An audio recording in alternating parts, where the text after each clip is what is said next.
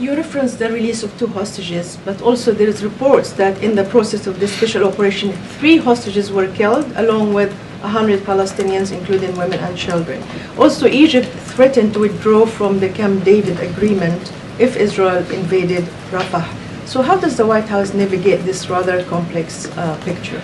Yeah, I tried to address that in my opening statement, Nadia. We don't want to see any civilians killed at any time, Israeli or Palestinian, in the conduct of operations.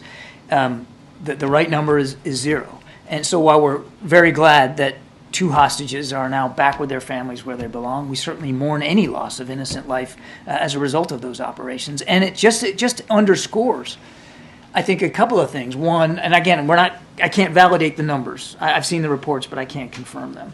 But it does underscore 2 things. One, the difficulty of conducting military operations in such a closed-in urban environment where there are so many people, and as we talked about earlier, even more people now in the south in Rafah than there were before. So that's an added difficulty for the IDF.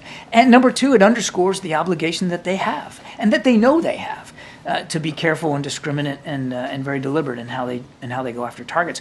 Last thing on this, though, and I think it's an important point, and you didn't ask this, but we do know that Hamas leadership and fighters migrated south. They got pressured in the north, so they went down to Khan Yunis. Of course, they were already in Khan Yunis, but they kind of congregated there.